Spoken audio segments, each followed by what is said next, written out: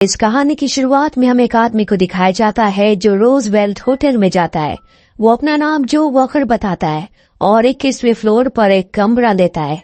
कमरे में जाने के बाद सबसे पहले वो कुछ खाता है और इसके बाद कमरे की हर एक चीज से अपनी उंगलियों के निशान मिटा देता है। और अब वो अपने कमरे की खिड़की से बाहर आता है और ठीक इसी वक्त एक लेडी उसे नीचे से देख लेती है जो पुलिस को कॉल करती है। यहाँ से कहानी 1 महीने पीछे जाती है, जहाँ में दिखाया जाता है कि जो वॉकर के ऊपर एक बिजनेसमैन के हीरे को चुराने का आरोप लगा, जिसके बाद उसे जेल हो गई। हालांकि उसका दोस्त पुलिस में था, लेकिन वो उसकी किसी तरह से कोई मदद नहीं कर पाया। वो जेल में उसे बताता है कि तुम्हारे पिता की तबीयत बहुत ज्यादा खराब है।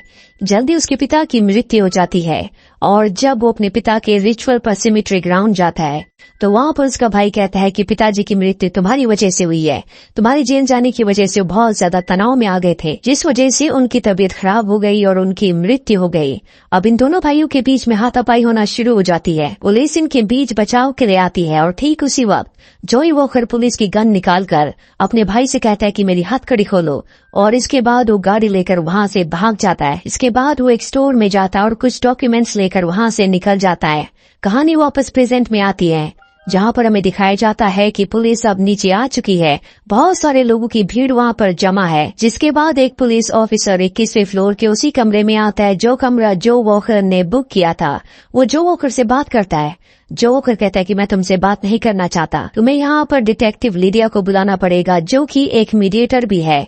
मैं उसी से बात करूंगा। अगर आधे घंटे में वो यहाँ पर नहीं आई तो मैं यहाँ से कूद जाऊंगा। रेस ऑफिसर को उसके कमरे में एक लेटर मिलता है जिसमें जो वॉकर ने लिखा होता है कि मैं बेगुनाह था, इसके बाद भी मुझे सजा हुई।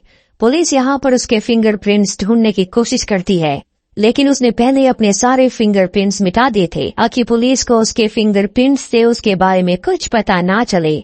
अब लिडिया भी यहाँ 21वें फ्लोर पर उसके कमरे में आ जाती है और उससे बात करती है।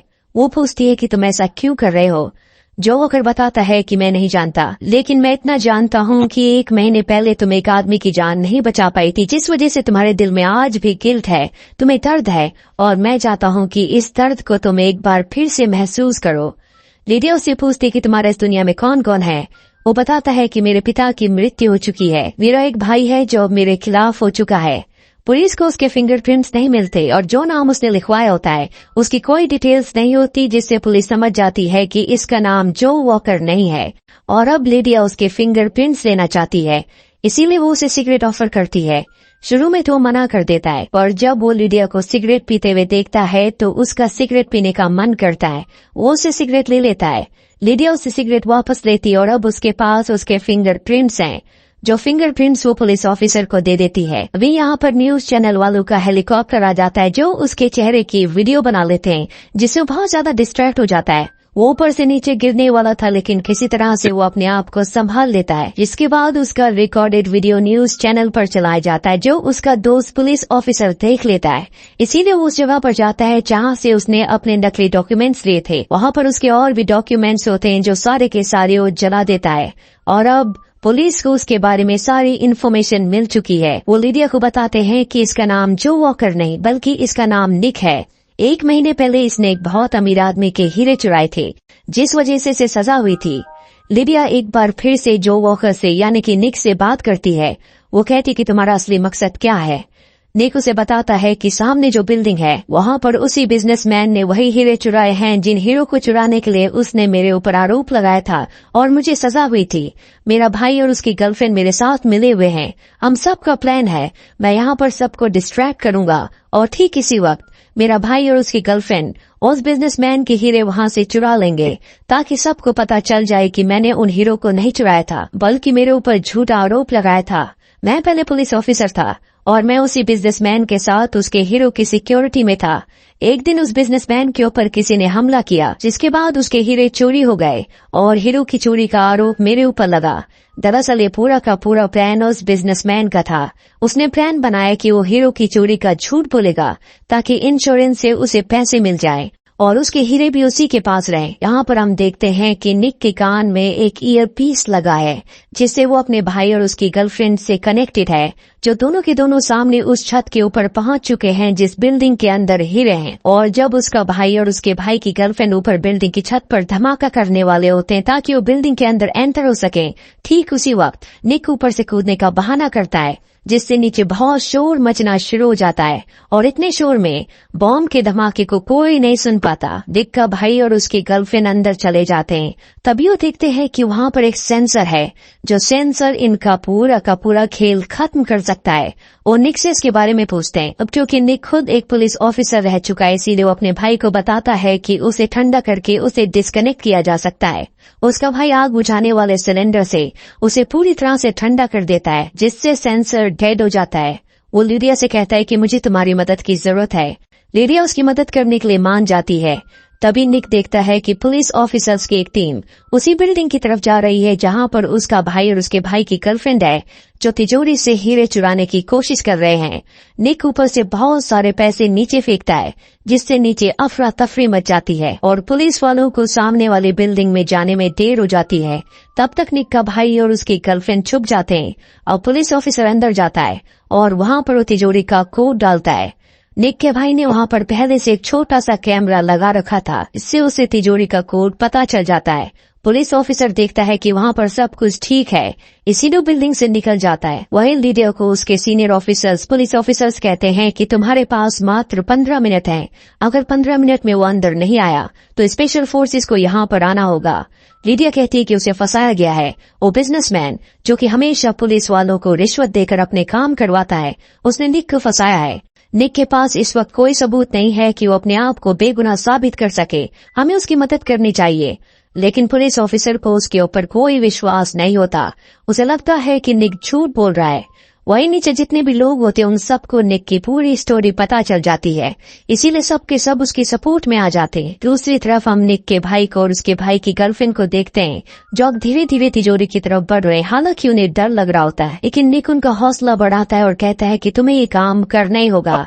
जिसके बाद तिजोरी तक वो पहुंच जाते हैं, जहां पर बहुत ही सेंसिटिव वायर्स है। उन वायर्स को बहुत सावधानी से काटते हैं, क्योंकि अगर एक भी गलत वायर कट गया तो सिक्योरिटी अलार्म बच जाएगा और सिक्योरिटी यहाँ पर आकर इन दोनों को अरेस्ट कर लेगी। ये सही वायर्स काटते हैं, इससे अलार्म नहीं बचता। और अब एक कोड डालने के बाद तिजोरी को खोलते हैं। वहाँ पर बहुत सारे हीरे हैं, लेकिन इन्हें उस खास हीरे की तलाश है जिस हीरे की चोरी का इल्जाम इस वक्त निक के ऊपर है। निक को बताते हैं कि हीरा यहाँ पर नहीं है। निक कहता है कि अब तुम्हें प्लान बी पर काम करना होगा। वहीं अब लिडिया को पुलिस ऑफिसर का कॉल आता है। वो उसे कहता है कि स्पेशल फोर्सेज आ चुकी है, तुम वहाँ से निकल जाओ। पर लिडिया उसके ऑर्डर्स को नहीं मानती और खुद भी वो खिड़की से बाहर जाकर निक के साथ खड़ी हो जाती है। निक के भाई को दिखाया जाता है जो जानबूझकर उन वायर्स को काट देता है, जिससे सिक्योरिटी अलार्म बच जाता है। सिक्योरिटी अलार्म बजने की वजह से वो बिजनेसमैन जिसका नाम डेविड है, जिसने निक के ऊपर हीरे चोरी का इल्जाम लगाया है, वो वहाँ पर खुद चेक करने के लिए आता है और तिजोरी खोलकर एक खुफिया जगह से उस बहुत बड़े हीरे को बाहर निकालता है जिस हीरे की चोरी का इल्जाम निक के ऊपर है। इसके बाद अपने केबिन में जाता है, जहाँ पर पहले से निक का भाई और उसकी गर्लफ्रेंड होते हैं। वो गन पॉइंट पर उससे हीरा लेकर वहाँ से निकल जाते हैं और होटल के वेटर को दे देते हैं। दूसरी तरफ लिडिया जो इस वक्त निक के साथ है, वो अपने सीनियर पुलिस ऑफिसर्स को बताती है कि बहुत सारे हमारे पुलिस ऑफिसर्स ऐसे भी हैं जो उस बिजनेसमैन के साथ मिले हुए हैं जिसने निक के ऊपर हीरे की चोरी का इल्जाम लगाया था। वहीं अब होटल के दूसरे कमरे से यानी कि दूसरी साइड से निक का वही पुलिस ऑफिसर दोस्त आ जाता है और निक से कहता है कि तुम मेरे साथ चलो, पर निक उसके साथ चलने से मना कर देता है। दरअसल पहले निक की और उसके इसी दोस्त की एक साथ उसी बिजनेसमैन के यहाँ पर सिक्योरिटी की ड्यूटी थी जिसने निक के ऊपर इल्जाम लगाया था। पर जब निक के ऊपर इल्जाम लगा तो उसके इस दोस्त ने निक का साथ नहीं दिया, बल्कि उस बिजनेसमैन का साथ दिया, जिसका मतलब ये है कि ये भी उसी बिजनेसमैन के साथ मिला हुआ है। अब यहाँ पर निक को पकड़ने के लिए स्पेशल फोर्सेज आ जाती हैं। निक को पता है कि बहुत सारे पुलिस ऑफिसर्स उसी बिजनेसमैन के साथ मिले हुए हैं, इसीलिए वो यहाँ से भागता है, होटल के अंदर जाता है, जहाँ पर वेटर उसे हीरा दे देता है। और अब निक बिल्डिंग के टॉप पर जाता है, जहाँ पर चारों तरफ से उसे घेर लिया जाता है। निक अपने हाथ ऊपर कर लेता है, तभी यहाँ पर बिजनेसमैन आता है। यहाँ पर जितने भी पुलिस ऑफिसर्स हैं वो सब के सब उसके साथ मिले हुए हैं। उस बिजनेसमैन के पास निक का भाई भी होता है जिसे उसने बुरी तरह से टॉर्चर किया था। और निक से कहता है कि अगर तुमने मुझे हीरा नहीं दिया तो मैं तुम्हारे भाई को मार दूंगा। जिसके बाद निक हीरा निकालता और उसे दे देता है। बिजनेसमैन यहाँ पर पुलिस ऑफिसर को कहता है कि इन दोनों भाइयों को मार दो, पर इससे पहले कि वो पुलिस ऑफिसर जो उसके साथ मिला हुआ है वो इन दोनों को मारता, यहाँ पर निक का वही पुलिस ऑफिसर साथी जिसकी उसके साथ इसी बिजनेसमैन की यहाँ पर ड्यूटी थी, वो आकर पुलिस ऑफिसर को गोली मारता है। लेकिन उसने बुलेट प्रूफ जैकेट पहना होता है जिस वजह से उसकी जान बच जाती है। अब वो भी रिवर्स फायर करता है और निक के उसी साथी पुलिस ऑफिसर को गोली मार देता है। निक उसके पास जाता है और निक से कहता है कि मुझे माफ कर दो, मुझे नहीं पता था कि तुम बेगुनाह हो, तुम्हें फंसाया जा रहा है। इसके बाद उसके उस दोस्त की मृत्यु हो जाती है और अब पुलिस ऑफिसर इन दोनों को भी मारना चाहता है, पर तभी वहाँ पर लिडिया आ जाती है जो उस पुलिस ऑफिसर को मार देती है।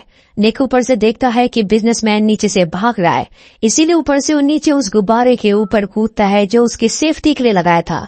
और इससे पहले कि वो बिजनेसमैन हीरा लेकर वहाँ से निकलता, वो उसे पकड़ लेता, बुरी तरह से मारता है और उसके कोट के अंदर से हीरा निकालकर पूरी दुनिया को अपनी बेगुनाही का सबूत दिखा देता है कि उसके ऊपर चोरी का इल्जाम लगाया था, उसे फंसाया गया था। जिसके बाद उस बिजनेसमैन को गिरफ्तार कर लिया जाता है और निक की सजा माफ हो जाती है क्योंकि वो बेगुनाह है। अगले दिन दिखाया जाता है कि निक और लिडिया एक होटल में आते हैं जहां पर वही वेटर होता है जिसने निक को हीरा दिया था। दरअसल निक के पिता होते हैं जिन्होंने जानबूझकर अपनी मौत का नाटक किया था ताकि निक जेल से भागकर अपने आप को बेगुनाह साबित कर सके। और इसी के साथ ही फिल्म ये कहानी यहीं पर खत्म हो जाती है। उम्मीद करते हैं कि ये कहानी आपको पसंद आई होगी।